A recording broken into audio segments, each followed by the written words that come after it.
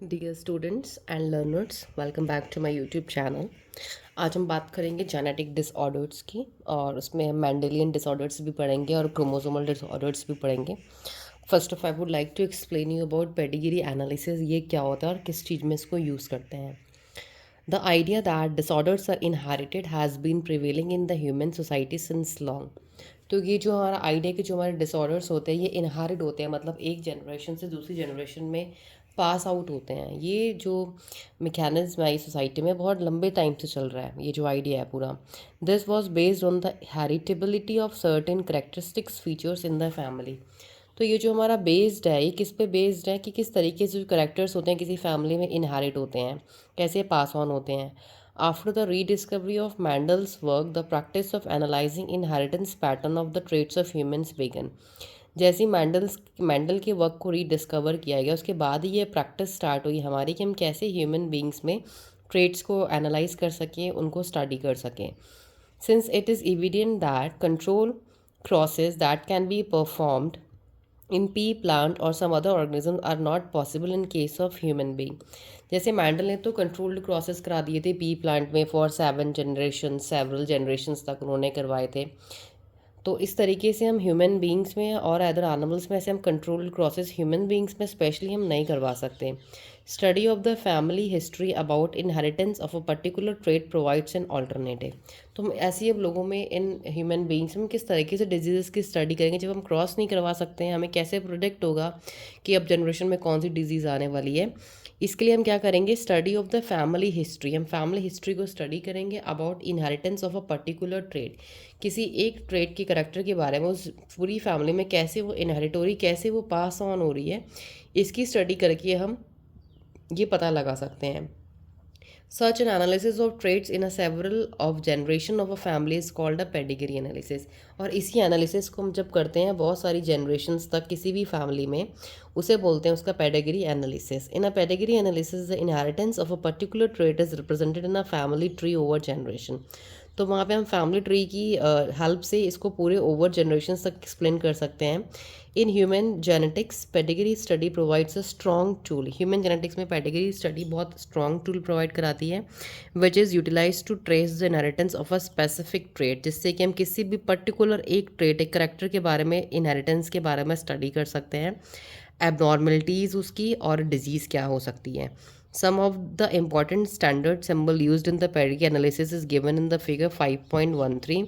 मैं कुछ symbols use करें, जैसे पेडिग्री ट्री, फैमिली ट्री बनाएंगे ना पूरा, तो उसमें हम कौन से सिम्बल्स लगाएंगे जिससे हम स्टडी कर सकते हैं, वो हम पढ़ेंगे। As you have studied in this chapter, each and every feature in any organism is controlled by one or other gene located on the DNA।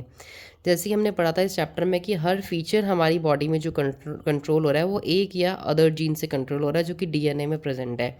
एक बार अभी सिंबल्स देख लीजिए। देखिए फर्स्ट सिंबल जो है ये हमारा मेल के लिए यूज़ करेंगे, तो ये हमारा स्क्वायर होगा मेल के लिए। फीमेल के लिए सर्कल होगा। अगर जिसका मेल फीमेल, मतलब मेल या फीमेल उनका सेक्स स्पेसिफाइड नहीं है, तो उनके लिए हम यूज़ करेंगे सेक्स अनस्पेसिफाइड, जो मतलब they are not properly males and females.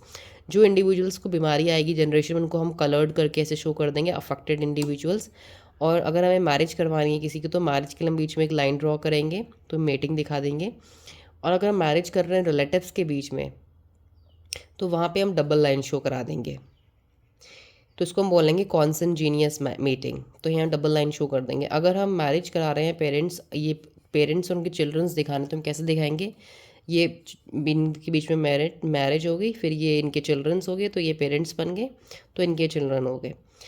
अगर हमें दिखाना है कि parents with male child affected, जिस पेरेंट का जो मेल चाइल्ड है, अगर बॉय चाइल्ड हुआ है वो अफेक्टेड है, तो उसमें हम ये मैरिज होगी मेल और फीमेल में, और ये इनका एक चाइल्ड हुआ, उस चाइल्ड को बीमारी है देखिए, क्योंकि स्क्वायर जो होता है वो मेल होता है, तो रेड कलर से हमने आइडेंटिफाई कर दिया, तो ये डिजीज़ड हो गया। और किसी के अगर 5 किड्स हुए हैं और पाँचों को बीमारी है, तो हम लिख देंगे एक ही डायग्राम बना के 5 अनअफेक्टेड ऑफ स्प्रिंग। तो these are the symbols which are used in pedigree analysis. DNA is the carrier of genetic information. DNA जो होता है वो सारी इन्फॉर्मेशन कैरी करता है। It is hence transmitted from one generation to other without any changes और alternation. तो इस तरीके से डीएनए हमारा एक जनरेशन दूसरी जनरेशन में जाता है बिना किसी चेंज के। तभी देखो सबकी बॉडी में करेक्टरिस्टिक्स जो होते हैं सबकी बॉडी ऑर्गन्स का फॉर्मेशन सिमिलर होता है। हाउएवर चेंजेस और alternation do take place occasionally, अगर चेंजेस या कोई इसमें बदलाव आता है तो वो ओकेजनली कभी कभी होता है। सच एन ऑल्टरनेशन और change in the genetic material is referred to as mutation, उसी को म्यूटेशन कहते हैं, सडन चेंजमेंट, जब किसी की भी बॉडी में कोई डीएनए में चेंज आ जाता है सडनली, जो ओकेजनली होते हैं कभी कभी।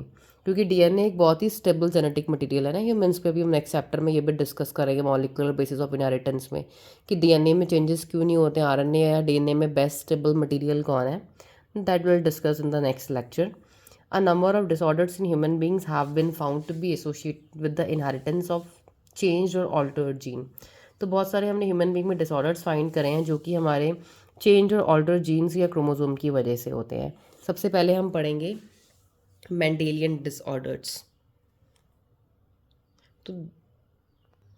तो ये जो मेंडेलियन डिसऑर्डर्स हैं, ये हमारे जो इसमें ये जो डिसऑर्डर क्यों होगा, ये इसलिए होगा जब किसी भी जीन में ऑल्टरनेशन या म्यूटेशन चेंज आएगी तो वो मेंडेलियन डिसऑर्डर होगा। ये हमारे करीब 5 टाइप्स के होंगे: colour blindness, haemophilia, sickle cell anaemia, phenylketonuria and thalassaemia. तो नेक्स्ट हम पढ़ेंगे क्रोमोसोमल डिसऑर्डर्स। इसमें हम पढ़ेंगे लॉस या गेन ऑफ क्रोमोसोम्स। तो ये काफ़ी लंबा टॉपिक है, I will discuss it in the next video. So goodbye and thanks for watching my video.